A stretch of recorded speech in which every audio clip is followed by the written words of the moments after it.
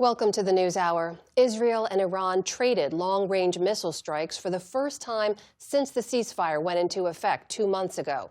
Both countries appear to have agreed to stop their attacks, but not before sparking fears of a return to full combat in the region. Both President Trump and regional mediators are now in a scramble to try and salvage a deal to end the war with Iran. Here's Rogin.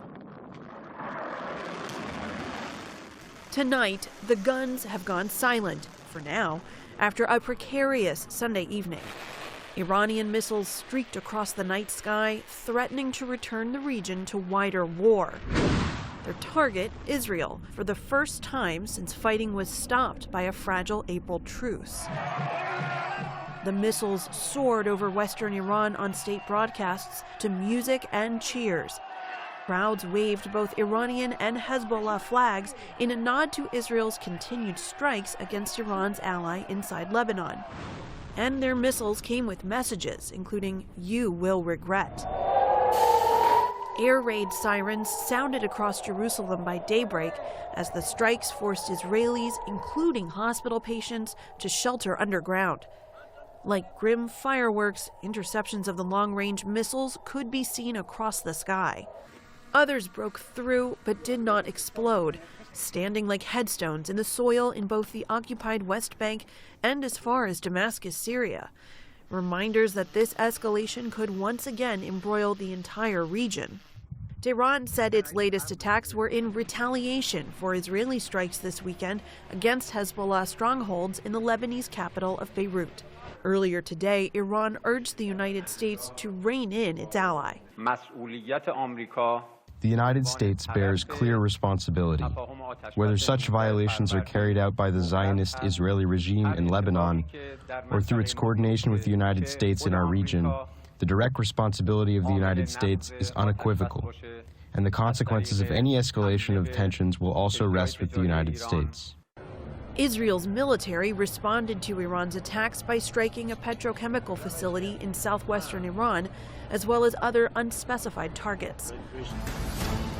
And within hours of Israel and Iran exchanging fire, another of Tehran's allies, the Houthis of Yemen, brandished video claiming missile attacks against Israel. And the group renewed threats against Israeli-linked ships in the Red Sea. With regional war threatening to erupt again and the ceasefire with Iran on the brink, President Trump urged restraint on social media, saying both countries must immediately stop shooting, adding final negotiations on peace are proceeding, subject to ignorance or stupidity getting in its way. That perhaps a reference not just to Iran, but to the president's confrontation with Israeli Prime Minister Benjamin Netanyahu, who has defied Mr. Trump by continuing to operate against Hezbollah inside Lebanon, including with new strikes in southern Lebanon just today. Iran has said a ceasefire in Lebanon is the only way it will pursue U.S. talks.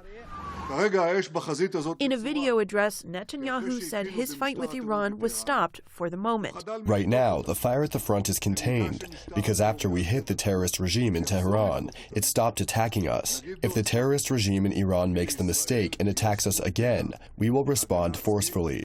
Trump recently voiced his displeasure with Netanyahu, telling the Financial Times, "I call all the shots." He later told Axios that if Netanyahu went back to war with Iran, he might find himself fighting alone. And in an interview taped before today's back-and-forth attacks, the president insisted that this was not becoming an endless war. I don't like these endless wars. This is not an endless war. We've been doing this for 3 months. Much of it has been under the form, a pretty good form of ceasefire. During your 2016 campaign, you called the Middle East a quagmire. What makes you so sure this won't become a quagmire? We're not going to be there. You're convinced this won't become a quagmire? It's not a quagmire. Just wiped out the military of a very dangerous country. Yet clearly, Iran's military retains its ability to launch long-range strikes, and one of Iran's top negotiators today said both the U.S. and Israel are neither committed to a ceasefire nor believe in dialogue, as a deal to permanently end the conflict remains out of reach. For the PBS News Hour, I'm Rogin. Support journalism you trust. Support PBS News. Donate now, or even better, start a monthly contribution today.